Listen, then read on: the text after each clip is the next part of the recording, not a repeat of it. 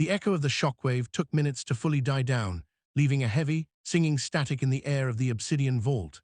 Silas lay sprawled on his back, his breath ragged as his fingers clutched at the rough floorboards of his reality. His canvas satchel lay empty a few feet away, its single, hard-fought prize now locked firmly in the past. Above them, the grand domed ceiling with its false gemstone stars seemed to ripple under the sheer magnitude of the weapon's release. Silas blinked away the white spots dancing in his vision, slowly pushing himself up on shaking forearms. The air felt completely stripped of its weight, replaced by a deep, ancient cold that emanated directly from the white marble pedestal in the center of the chamber. Standing before that pedestal, the vampire looked less like a survivor hiding in the cracks of a neon empire and more like the sovereign king he had once been. His long, pale fingers were wrapped tightly around the hilt of the Eclipse blade. The obsidian greatsword did not shimmer or reflect the blue light of the surrounding braziers. It seemed to actively drink it, drawing the light into its jagged, crystalline core where the thick artery of crimson light pulsed with a slow, rhythmic violence. The deep, jagged scar across the vampire's chest had stopped burning with the agonizing heat of the corporate traps. Now, it emitted a calm, cold resonance that perfectly mirrored the weapon's heartbeat. The chains of a 500-year-old trauma had not disappeared, but they had finally met an edge sharp enough to cleave them. The grid didn't just flicker, did it? Silas asked, his voice raw from the settling dust. He pulled his legs under him, wincing as the deep bruises from their tumble through the catacombs flared in protest. I felt it in my teeth. Even with my neck port turned off, the residual feedback almost knocked me unconscious. What did you do? The vampire did not turn around immediately. He lifted the massive blade with a fluid, terrifying ease that completely defied its physical mass, bringing the jagged tip down until it rested silently against the polished floor. I did not do anything, Silas. The blade merely claimed what belongs to it. For centuries, the tech syndicates have built their wireless networks using the stolen geometric ley lines of my people. They laced the bedrock with cybernetic conduits to harvest the natural frequency of the Earth. When the Eclipse blade broke its stasis, it reclaimed that frequency all at once. For 3 seconds, their gods were blind. For 3 seconds, they remembered what it means to be vulnerable. He turned his head slightly, his crimson eyes glowing with a dark, satisfied calculation. But vulnerability breeds absolute terror. Right now, the upper spires are screaming with alarm protocols. The Supreme Commander has felt the pulse. They know the last king has reclaimed his iron, and they will throw every automated asset they possess down into the dark to find us. Then we need to move, Silas said, scrambling to his feet and tossing his empty satchel aside. If the Celestial Network sends their heavy tactical units down here, they'll systematically seal every single ventilation shaft and drainage pipe in the low sector. We'll be trapped in a box. We are already in a fortress, boy, the vampire replied, his voice settling back into that low, seismic baritone. The Tartarian foundations were built to withstand the wrath of the heavens. These obsidian walls are impervious to their scanning frequencies. But you are correct about one thing: we cannot stay stagnant. The path of the mind requires knowledge, and the knowledge we need is locked inside the very capsule you delivered. The vampire stepped away from the pedestal, the tip of the Eclipse blade tracing a thin, silent line through the dust as he walked. He approached the far side of the spherical chamber, where a massive, semicircular console of dark, unpolished bronze sat embedded in the stone. Unlike the glowing, plastic interfaces of the corporate world, this console possessed no screens, no synthetic keypads, and no fiber optic cables. It was entirely mechanical, a complex labyrinth of interlocking gears, silver dials, and deep, circular chambers meant to receive physical artifacts. In the center of the bronze console sat the tarnished cylinder. Silas watched as the crimson light that had previously flared across its surface began to settle, cooling into a deep, steady amber glow. The vampire placed his free hand over the top of the cylinder, his long fingers manipulating the ancient brass rings with a series of precise, practiced clicks. "Watch closely, Silas," the vampire commanded softly. "This is the architecture you chose to understand. The corporate elites teach their engineers that data is nothing more than binary code, ones and zeros flying through a synthetic vacuum. They do entirely this to limit your imagination. True data historical data, is holographic. It is a physical impression of time left behind by the souls who lived it. With a final heavy twist of the cylinder's base, the bronze console groaned. The interlocking gears began to rotate, spinning with a rhythmic, clockwork click that filled the chamber with a rich, mechanical music. Suddenly, a beam of soft, golden light projected upward from the center of the console, expanding until it filled the space between the towering statues of the ancient sires. Sealers stepped forward, his eyes wide with an absolute childlike wonder. It wasn't a standard flat holographic feed. It was a fully three-dimensional, living map of the entire city, but not the city Sealers knew. The grand neon-choked spires and the sprawling metallic slums of the modern era were completely absent.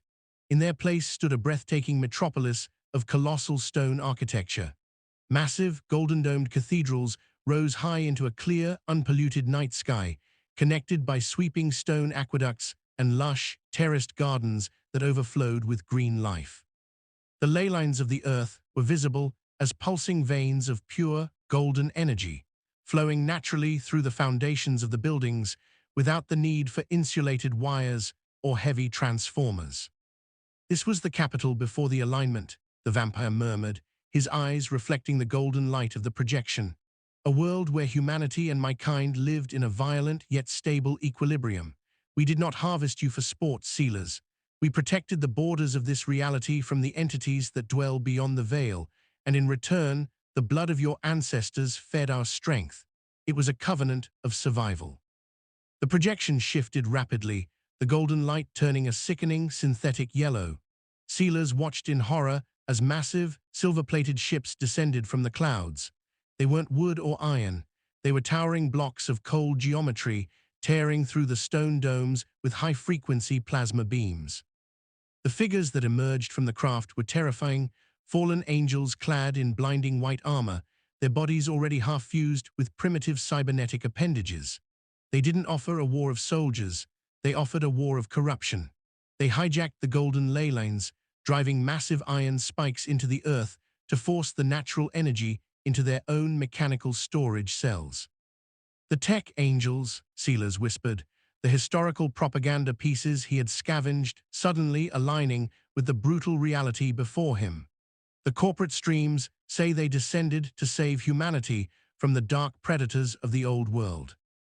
They descended because their own reality was dying, and they needed a battery," the vampire spat, his grip tightening on the hilt of the Eclipse blade. "They neutralized my kind by convincing human allies like Kalen that immortality could be manufactured through machines rather than earned through the blood. They promised your ancestors a paradise of chrome and painless efficiency, and once the covenant was broken, they altered your very biology to ensure you could never rise against them." The golden projection focused on a singular point in the modern city grid, a massive, heavily guarded fortress located at the exact geographic center of the upper spires, known to the public as the Sanctum of the First Core.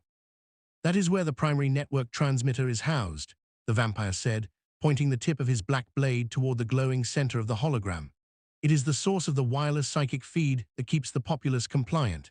It is the machine that broadcasts the false memories, the artificial desires, and the constant, low-frequency hum that locks your mind in a state of permanent submission. If we destroy that transmitter, the corporate illusion shatters instantly across all 5 sectors. Humanity will wake up all at once.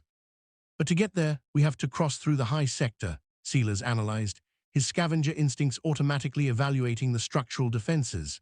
He stepped closer to the console, his eyes tracing the red security boundaries flashing on the map. "The perimeter is locked down by automated rail cannons, biometric scanning gates, and the elite enforcer divisions.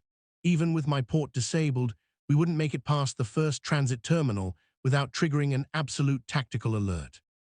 "Which is why we do not go alone," the vampire replied, a dark, calculating smile returning to his pale lips. "You are my eyes and ears in the low sector, Sealers. You told me the slums are filled with the forgotten, the broken, and the desperate who have nothing left to lose. It is time to gather them. We will give them the truth, and then we will give them a choice. The path of the mind to dismantle their security grids from the inside, or the path of the blood to tear through their frontline guards." Before Sealers could respond, The bronze console suddenly let out a sharp, high-pitched whine.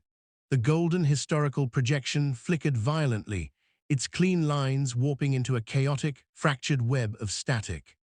The vampire's crimson eyes narrowed instantly. He slapped his hand down on the console, trying to force the mechanical gears to lock back into place, but the system was being overwhelmed by an external signal. Deep within the stone tunnels outside the vault, a rhythmic, mechanical thud began to echo. It wasn't the heavy, clunky stride of the containment units they had faced in the cistern. This sound was light, precise, and terrifyingly fast, like the scattering of iron claws across solid rock. "They're already here," Silas gasped, his heart slamming against his ribs. "How? You said this place was impervious to their scans." "The vault is impervious, but the shockwave from the blade left a physical trail of displaced energy through the catacombs," the vampire explained calmly, though his posture shifted back into that of a coiled predator. "The Supreme Commander didn't use a digital scan to find us. He deployed the Seraphim Guard. They are bloodhounds, sealers, biological constructs engineered using the harvested DNA of my fallen brethren, fused with high-frequency combat frames." The massive granite doors that had taken centuries to open were suddenly illuminated from the outside by a cold, blinding white light. Through the gap, three distinct figures materialized from the dust of the catacombs. They were horrific to look at. They possessed the tall, elegant proportions of ancient vampires, but their flesh had been entirely stripped away, replaced by interlocking plates of polished white porcelain and silver wiring. Their faces were featureless masks of smooth, reflective metal, save for a singular horizontal slit that glowed with a volatile, synthetic yellow light. In their hands, they wielded long, double-edged lances that crackled with white-hot plasma energy, the exact high-frequency current designed to paralyze immortal flesh. The central Seraphim Guard raised its lance, its horizontal visor flashing violently as it locked its target coordinates onto the vampire's chest scar. "Target confirmed," a hollow, multitonal voice echoed from the creature's chest plates, the sound carrying a sickening similarity to the voice of Kalen from the vampire's flashbacks. "Class 0 extinction asset identified. Eradication protocols active." "Sealers, stay behind the console," the vampire roared, his voice completely shaking the obsidian walls. He didn't wait for the mechanical hounds to make the first move. In a fraction of a millisecond, the vampire blurred into motion, completely disappearing from Silas's vision as he launched himself across the chamber. The sound that followed was a chaotic symphony of absolute violence. The central Seraphim Guard raised its plasma lance just in time to intercept the downward arc of the Eclipse blade. The impact shattered the sound barrier, a concussive shockwave of red and white sparks exploding outward and cracking the obsidian floor beneath their feet. The Seraphim Guard's porcelain armor groaned under the sheer, supernatural weight of the blow, its pneumatic leg stabilizers hissing as they fought to maintain their ground. The remaining two guards moved with terrifying, pre-programmed coordination. They thrust their lances forward from the flanks, the white-hot tips slicing through the air with an agonizing hum, aiming directly for the vampire's exposed sides. But the vampire was no longer paralyzed by the light. The Eclipse blade in his hands was actively feeding him the ambient energy of the room, boosting his reflexes beyond anything the tech syndicates had budgeted for. He violently wrenched his blade upward, shearing through the central guard's weapon before spinning on his heel. His tattered cloak billowed like a wall of smoke as he dodged the lateral thrusts by a fraction of an inch, the superheated plasma singing the fabric. With a fluid, brutal reversal, the vampire drove the pommel of his greatsword directly into the featureless metal mask of the left guard. The impact shattered the silver plating, exposing a mass of twitching, organic tissue and synthetic circuitry beneath. The creature let out a distorted, organic shriek before the vampire spun the blade around, cleaving the construct completely in half from shoulder to hip. A fountain of dark golden ichor and white sparks sprayed across the black floor. Silas watched from behind the bronze console, his knuckles white as he gripped the edge of the metal.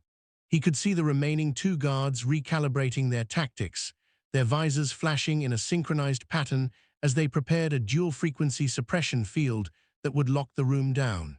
If they completed the sequence, the vampire would be caught in the crossfire of their high-frequency grids all over again. "The cooling lines," Sealers screamed, his voice cutting through the din of battle. He pointed frantically toward the exposed joints at the rear of the guards' pneumatic legs. "Their armor is too thick in the front. You have to hit the hydraulic distribution hubs on their heels to drop their stabilization." The vampire didn't need to be told twice. Hearing Sealers' analysis, he dropped his center of gravity, sweeping the massive black glass blade across the floor in a devastating, low arc. The edge sliced cleanly through the unarmored heel joints of both remaining constructs. The Seraphim guards instantly lost their footing, their pneumatic leg units buckling violently as synthetic fluid sprayed from the severed lines. They crashed heavily to the obsidian floor, their visors flickering erratically as their internal balance algorithms crashed into an infinite loop. The vampire didn't give them a chance to self-correct. He stepped forward, his face a cold mask of absolute execution, and drove the jagged tip of the Eclipse blade through the primary processing cores embedded in their chests. The crystallized crimson vein inside the greatsword flared with a brilliant, ravenous intensity, actively drinking the residual energy from the constructs until their yellow visors faded into an empty, lifeless gray. Silence returned to the vault, broken only by the heavy, ragged breathing of the vampire as he stood over the ruined husks of his executioners. The dark golden fluid on his blade slowly sizzled, dissolving into the black glass until the weapon was completely clean once more. He turned back to Sealers, his crimson eyes burning with a wild, dangerous energy that made the boy take a subconscious step back. But the vampire slowly lowered the blade, his expression softening into a grim, resolute pride. "Your mind is sharp, Sealers," the vampire said, his chest heaving as the cold resonance of his scar stabilized his pulse. "You see the fractures in their machine logic before they even realize they are breaking. We have our weapon, and we have our strategy." He walked back to the bronze console, safely removing the tarnished data capsule and handing it back to the boy. "The Seraphim Guard was only the vanguard. Mori will follow their trail. We must leave the catacombs immediately and descend into the deepest corners of the low sector. It is time to find the others. It is time to build our army." Sealers took the capsule, stuffing it securely into his jacket pocket. He looked at the ruined mechanical hounds on the floor, then up at the ancient king standing beside him. The fear was still there, buzzing at the edge of his consciousness, but beneath it lay an absolute, unyielding certainty. The corporate gods had ruled the sky for 500 years, but the dark was finally fighting back.